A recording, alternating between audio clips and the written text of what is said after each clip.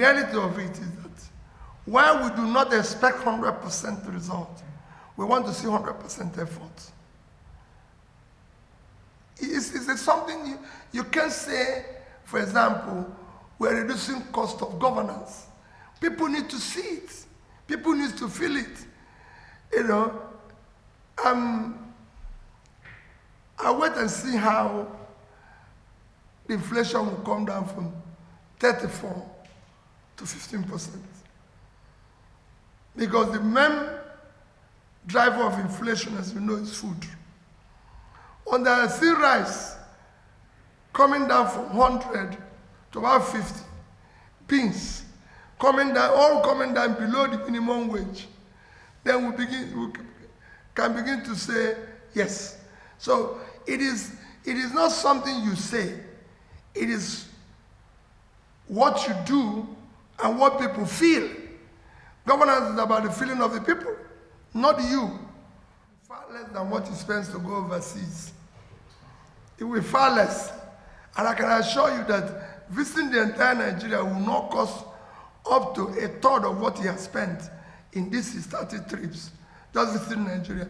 And it is critical that he goes to, as for blocking the road and everything, I would rather he blocks everywhere in my state and stay there for 2 days, because he will feel what we are feeling.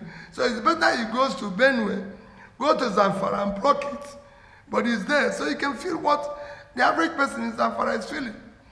As the president of a country, you must visit the place. For me, what is important now is about Nigeria today.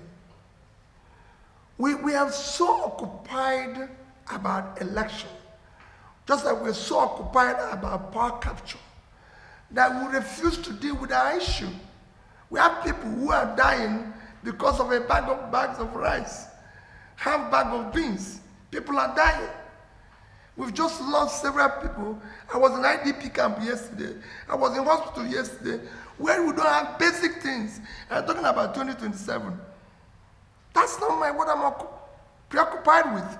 I'm not preoccupied by what I said, the urgency of today. Let people put food on their table.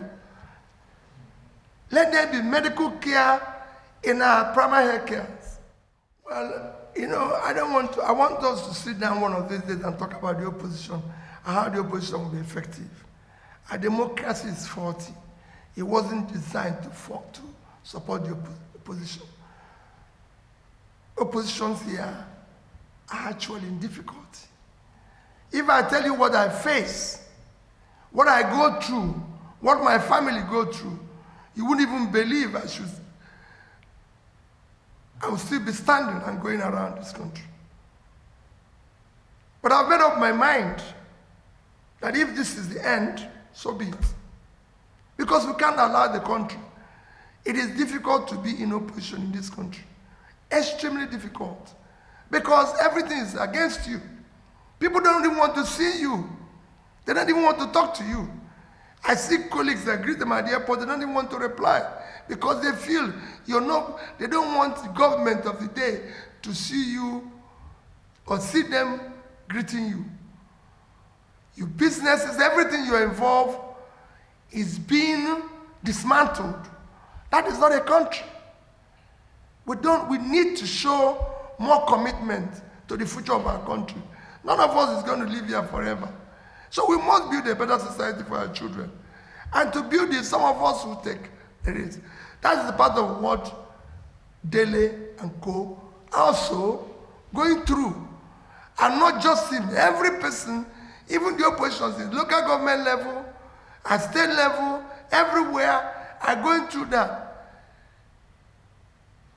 So for me, we are actually doing a lot if we are doing everything on our own. All right, last minute.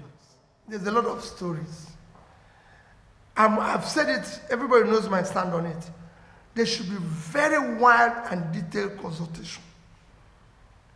It should be widely and publicly debated. Government have consistently maintained that our tax to GDP, tax to this is very low. You've seen it every day. And I said it's wrong.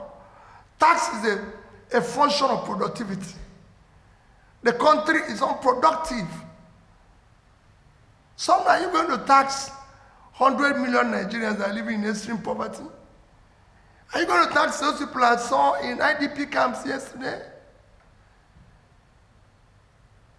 Are you going to tax the factories that are shut down in Kano?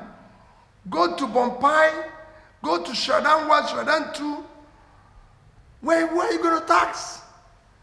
You tax is a function of productivity. When the country is productive, people are gainfully employed, then you can tax them. And we can generate more tax. What we need now is to reflect the country, make it productive, and then we can talk about generating more revenue. Thank you. Let's talk about the merger. On the issue of the merger, like you said, let me assure you, what is on the table now is that everybody who means well should come together to get the country to work. There's a lot of, call it, lies. There's a lot of propaganda. There's a lot of, trying to, bamboozle the people going on here and there, which has to stop. Let's build this country. Let me say it again. None of us is going to be here forever. Those who did it yesterday are no longer here. But if you look at the country, it's collapsing every day.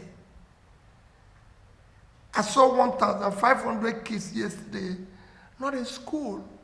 And I did ask 3 of them, do you want to go to school? They say yes.